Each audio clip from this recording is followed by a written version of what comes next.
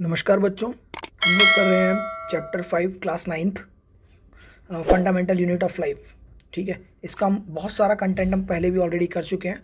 आज इस वीडियो हम लोग करेंगे मेनली कुछ डिफरेंसेस, जैसे कि प्लांट सेल और एनिमल सेल के बीच में क्या डिफरेंस होता है, प्रोकैरियोटिक और यूकैरियोटिक सेल के बीच में क्या डिफरेंस होता है, ठीक है, और SER और RER के बीच में क्या डिफरेंस होता है। ऑलरेडी इनकी डेफिनेशंस प्रॉपर तरीके से हम इससे पिछले लेक्चर में कर चुके हैं, मगर इसके अंदर हम कुछ और चीज़ें देखेंगे हम। ठीक है, और ये बहुत इंपॉर्टेंट है क्योंकि ये एग्ज़ाम में कई बार पूछ लिया जाता है। ठीक है, मैं उम्मीद करता हूँ ध्यान से सुनेंगे और समझेंगे इसको कि क्या चीज़ें होती हैं। ठीक है, तो पहला डिफरेंस हम करते हैं plant cell and animal cell.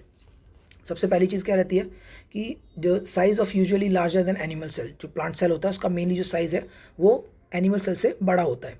ठीक है, तो दूसरे कम लिख सकते हैं एनिमल सेल में कि इसका जो साइज़ है वो smaller than plant cell. Second चीज़, प्लांट सेल में क्या होता है, सेल वॉल प्रेजेंट होती है। प्लांट सेल के अंदर सेल वॉल होती है, मगर एनिमल सेल के अंदर सेल वॉल एब्सेंट होती है। इसी तरीके से जो प्लांट सेल होता है, प्लांट सेल के अंदर प्लास्टिड्स प्रेजेंट होते हैं, मगर एनिमल सेल के अंदर प्लास्टिड प्रेजेंट नहीं होते हैं, या फिर बहुत स्मॉल साइज़ में रहते हैं। उनका जो अमाउंट रहता है प्लास्टिड्स का बहुत कम रहता है। ठीक है, प्लांट सेल के अंदर वैक्यूल्स क्या होते हैं, are large in number and bigger in size. जो प्लांट सेल होते हैं उसके अंदर वैक्यूल ज़्यादा मात्रा में होते हैं या बड़े बड़े साइज़ में होते हैं, मगर एनिमल सेल के अंदर वैक्यूल साइज़ में भी छोटे होते हैं और नंबर में भी बहुत कम होते हैं। ठीक है, फिफ्थ हमारा डिफरेंस रहेगा कि प्लांट सेल के अंदर सेंट्रियोल एब्सेंट होता है, जबकि एनिमल सेल के अंदर सेंट्रियोल प्रेजेंट होता है। इसी के साथ में एक चीज़ आप कर लीजिएगा कि प्लांट सेल के अंदर क्लोरोप्लास्ट होता है जो ग्रीन पिगमेंट शो करता है, मगर एनिमल सेल के अंदर क्लोरोप्लास्ट नहीं होता है। ठीक है, तो ये आपके मेन 5-6 डिफरेंसेस हो जाएंगे, आप याद कर लीजिएगा। सेकंड आपका इंपॉर्टेंट डिफरेंस जो आता है वो आता है प्रोकैरियोटिक और यूकैरियोटिक सेल के बीच में। तो इसको इसी तरीके से याद कीजिएगा। सबसे पहले क्या, साइज़। तो साइज़ जो प्रोकैरियोटिक सेल का होता है 1 से लेकर 10 माइक्रोमीटर तक होता है। ठीक है, और यूकैरियोटिक सेल का क्या रहता है, डायमीटर 5 टू लेकर 100 माइक्रोमीटर तक उसका साइज़ रहता है। पहला चीज़ हो गया आपका साइज़। सेकेंड क्या होता है, न्यूक्लियस। ये सबसे इंपॉर्टेंट चीज़ है इसकी। तो प्रोकैरियोटिक के अंदर क्या होता है, नो ट्रू न्यूक्लियस, यानी कि इसके अंदर न्यूक्लियस डिफाइन नहीं होता है, और सिंगल क्रोमोसोम्स होते हैं इसके अंदर। न्यूक्लियर मेम्ब्रेन भी इसके अंदर एब्सेंट होती है। जबकि यूकैरियोटिक के अंदर क्या होता है, ट्रू न्यूक्लियस, मतलब इसके अंदर न्यूक्लियर ऑलरेडी डिफाइंड होता है, और जो मेंबर्स होते हैं इसके न्यूक्लियर मेम्ब्रेन इसके अंदर प्रेजेंट होती है, और क्रोमोसोम्स क्या होते हैं, एक से ज़्यादा मात्रा में पाए जाते हैं। तो इसी तरीके से क्योंकि प्रोकैरियोटिक के अंदर न्यूक्लियस डिफाइन नहीं होता है, तो जो उसके ऑर्गेनल्स होते हैं, मेंबर बाउंड ऑर्गेनल जो होते हैं वो एब्सेंट होते हैं, जबकि यूकैरियोटिक सेल के अंदर जो मेंबर बाउंड ऑर्गेनल्स हैं वो प्रेजेंट होते हैं, क्योंकि ये क्या है, इसके अंदर सेल जो है, न्यूक्लियस जो प्रॉपर्ली डिफाइन है, जो इसके ऑर्गेनल्स होते हैं वो भी प्रॉपर्ली डिफाइंड होते हैं और उसमें प्रेजेंट भी होते हैं। अब एक आता है प्रोकैरियोटिक सेल के अंदर राइबोसोम्स जो होते हैं, उसके अंदर आप इसको चाहें तो याद कर भी सकते हैं कि ribosomes are 70S and randomly scattered. वो अलग अलग तरीके से बिखरे होते हैं, और जो वो होते हैं वो 70S होते हैं। इस तरीके से जो यूकैरियोटिक सेल है उसके अंदर जो राइबोसोम्स होते हैं वो 80S होते हैं, and they can be freely और अटैच टू एंडोप्लाज्मिक रेटिकुलम। वो फ्री भी हो सकते हैं और अटैच भी हो सकते हैं ER के साथ में। अब प्रोकैरियोटिक के अंदर सेल डिवीजन कैसे होता है, सेल डिवीजन होता है बाय सिंपल फिजन मेथड से, जबकि यूकैरियोटिक के अंदर क्या होता है, सेल डिवीजन माइटोसिस से होता है या तो मियोसिस से होता है। इन दो प्रोसेस के थ्रू ही इसका सेल डिवीजन होता है। ठीक है, समझ लीजिएगा, इजी है, याद कर लीजिएगा। एक और डिफरेंस करते हैं हम स्मूथ एंडोप्लाज्मिक रेटिकुलम और रफ एंडोप्लाज्मिक रेटिकुलम का। स्मूथ एंडोप्लाज्मिक रेटिकुलम को SER भी बोलते हैं, और रफ एंडोप्लाज्मिक रेटिकुलम को हम RER भी बोलते हैं। तो स्मूथ क्या होता है, जैसा कि नाम से इट लुक लाइक स्मूथ, ये बहुत स्मूथ होते हैं। ठीक है, रफ के अंदर क्या होता है, इट लुक्स रफ होते हैं। और ये रफ क्यों होते हैं, because ribosomes are attach to RER which synthesise protein. यही मेन डिफरेंस है कि रफ के अंदर राइबोसोम्स अटैच होते हैं, मगर जो स्मूथ होता है उसके अंदर आपके जो राइबोसोम्स अटैच नहीं होते हैं। उसमें क्या होता है, जो ये SER होता है, स्मूथ एंडोप्लाज्मिक रेटिकुलम होता है, ये हेल्प करता है in the manufacture of fat molecules और लिपिड्स। ये लिपिड्स और मॉलिक्यूल्स के मैन्युफैक्चरिंग के अंदर, फैट मॉलिक्यूल्स की मैन्युफैक्चरिंग के अंदर ये उसकी हेल्प करता है।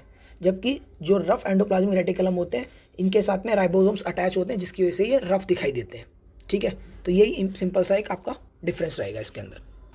तो देखिए इस वीडियो में हमने क्या किया है, इस वीडियो के अंदर हमने किया है 3 डिफरेंसेस हमने कवर किए हैं। सबसे इंपॉर्टेंट आपका प्लांट सेल और एनिमल सेल का डिफरेंस। सेकेंडली आपका जो सेकेंड चीज़ हमने करी है वो हमने करी है यूकैरियोटिक और प्रोकैरियोटिक का डिफरेंस। और थर्ड हमने किया है SER और RER का डिफरेंस।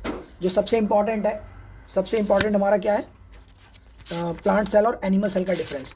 ठीक है, उसको आप कर लीजिएगा। एक बार मैं दोबारा बता देता हूँ एक मोटे मोटे शब्दों में कि क्या रहता है। प्लांट सेल के अंदर क्या होता है, यूजुअली उनका साइज़ बड़ा होता है, एनिमल सेल का साइज़ थोड़ा छोटा होता है। प्लांट सेल के अंदर सेल वॉल प्रेजेंट होती है, एनिमल सेल में सेल वॉल एब्सेंट होती है। प्लांट सेल के अंदर प्लास्टिड्स होते हैं, एनिमल सेल में होते हैं मगर कम होते हैं या नहीं भी हो सकते हैं। प्लांट सेल के अंदर वैक्यूल ज़्यादा नंबर के होते हैं और ज़्यादा साइज़ भी बड़े होते हैं उनके। एनिमल सेल के अंदर वैक्यूल्स कम होते हैं, उनका साइज़ भी छोटा होता है। प्लांट सेल के अंदर जो सेंट्रियोल है वो एब्सेंट होता है, जबकि एनिमल सेल के अंदर सेंट्रियोल प्रेजेंट होता है, ठीक है। और प्लांट सेल के अंदर मैंने एक और आपको बताया था कि क्लोरोप्लास्ट होता है जो कि ग्रीन पिगमेंट शो करता है, मगर एनिमल सेल के अंदर क्लोरोप्लास्ट नहीं होता है, तो उसका ग्रीन पिगमेंट शो नहीं होता है। फिर हमने किया था प्रोकैरियोटिक और यूकैरियोटिक सेल। उसके अंदर क्या था, प्रोकैरियोटिक का साइज़ जनरली बहुत स्मॉल होता है, 1 से लेकर 10 माइक्रोमीटर तक रहता है, और मगर जो यूकैरियोटिक है उनका साइज़ बड़ा होता है, 5 to 100 माइक्रोमीटर के बीच में रहता है। फिर उसके अंदर जो प्रोकैरियोट था उसका मेन वो क्या था, उसका जो न्यूक्लियर रीजन है वो पुअरली डिफाइंड होता है। क्यों? Due to absence of nuclear membrane, इसी को हम nucleoid also known as nucleoids. मगर जो यूकैरियोटिक है उसके अंदर जो आपका न्यूक्लियर रीजन होता है वेल डिफाइंड होता है और वो सराउंडेड होता है न्यूक्लियर मेम्ब्रेन के। प्रोकैरियोटिक सेल के अंदर हमारे पास सिंगल क्रोमोसोम्स होते हैं, मगर यूकैरियोटिक के अंदर हमारे पास क्या होता है, मोर देन 1 क्रोमोसोम्स होते हैं। प्रोकैरियोटिक सेल के अंदर मेम्ब्रेन बाउंड जो सेल होते हैं ऑर्गेनल्स एब्सेंट होते हैं, मगर यूकैरियोटिक के अंदर मेंबर बाउंड जो सेल ऑर्गेनल्स होते हैं वो प्रेजेंट होते हैं, ठीक है। जो प्रोकैरियोटिक सेल रहते हैं उसके अंदर डिवीजन सिंपल फिजन से होता है, मगर जो यूकैरियोटिक सेल होते हैं उनके अंदर माइटोसिस या मियोसिस प्रोसेस से होता है। उसके बाद हमने पढ़ा था स्मूथ RER, मतलब SER और RER, स्मूथ एंडोप्लाज्मिक रेटिकुलम और रफ एंडोप्लाज्मिक रेटिकुलम। स्मूथ में क्या होता है कि वो दिखने में स्मूथ होता है, और वो जो SER होता है वो हेल्प करता है मैन्युफैक्चरिंग में फैट मॉलिक्यूल्स और लिपिड्स के। मगर रफ एंडोप्लाज्मिक मॉलिक्यूल्स वो रेटिकुलम जो होता है वो दिखने में भी रफ होता है। क्यों होता है? क्योंकि उसके हाथ में राइजोसोम्स अटैच होते हैं जो कि काम क्या करते हैं, प्रोटीन सिंथेसिस का काम करते हैं, ठीक है। तो ये बहुत ईजी 3 डिफरेंसेस हैं और बहुत इंपॉर्टेंट है, आप इसको याद कर लेना अच्छे से, ये पेपर में काफ़ी बार पूछे जाते हैं। आई होप आपको सारा समझ में आया होगा, और इसी के साथ मैं इसको यहाँ पे ख़त्म करता हूँ वीडियो को। आई होप आप अच्छे से अपना एग्ज़ाम देंगे और अच्छे से इसकी तैयारी कर पाएंगे। A4 एजुकेशन चैनल में आने के लिए आपका बहुत बहुत धन्यवाद। फिर मिलते हैं।